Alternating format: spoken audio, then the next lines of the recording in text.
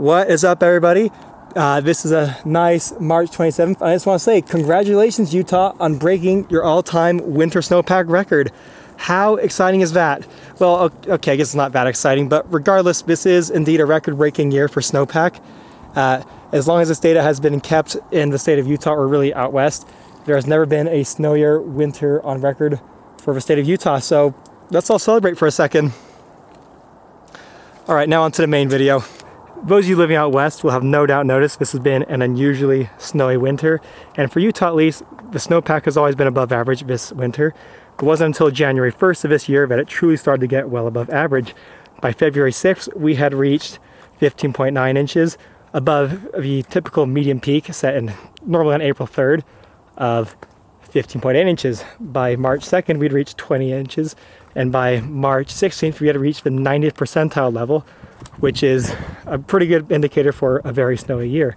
And one that's typically reached in such years by April 15th or 14th, basically mid-April. And finally, on March 24th, we had reached 26 inches, which is the all-time Utah high, which was broken the next day. And now on this lovely March 27th, we currently sit at 26.7 as the Utah statewide snowpack snow water equivalent. More on what that term means in a second. And it's no doubt going to get a lot higher. This next few days is going to be quite snowy, and it's not going to be getting warm anytime soon, unfortunately. Now, some of you guys might be wondering what I mean when I say inches of snowpack. What I mean is inches of snow water equivalent. That is the standard unit that snowpack is measured, at least in the United States. And to understand what that means exactly, you have to understand how snow is generally measured. And at various stations throughout the West, snowpack is measured by measuring the weight of snow that falls on a certain measuring apparatus or scale. And this is done because snow is variously wetter or drier at times, so you can't estimate how much snow there is accurately just by looking at how deep it is. This can be a useful measurement in certain situations for other purposes, but not for estimating actual precipitation. And snowpack is important to know because it runs off, it supplies all the water in the west when it melts, and measuring any other way other than weighing it would not give a very good estimate. So snow water equivalent is basically what the equivalent amount of water, like the depth of the water, would be if you melted down all the snow. So if you were to melt down all the snow at all the stations that snowpack is measured at in Utah, the average would be 26.7 inches deep currently, which is to say quite a lot for this time of year. Like I said, it's we're almost 200% above average in the state of Utah, and yeah, it's a lot of snow. Okay, now to the important stuff. How will this affect Utah and the West at large? Because the West is, it's not just Utah has all this snowpack. Now, most of the West has had a lot of snow this year. Well, firstly, this has been very good for the drought status among the Western states. California has had a lot of its drought status resolved, I guess is how I'd say it, or removed. So no longer in drought conditions. While Utah is still largely in drought conditions, it has gotten a lot better.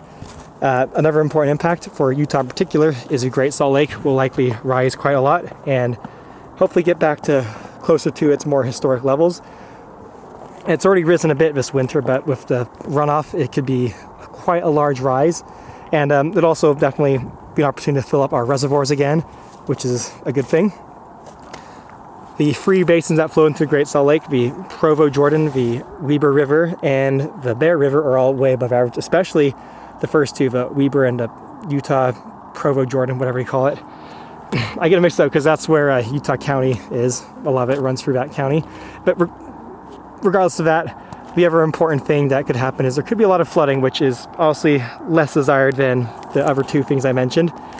And the thing is that it really all comes down to how quickly the snow melts off.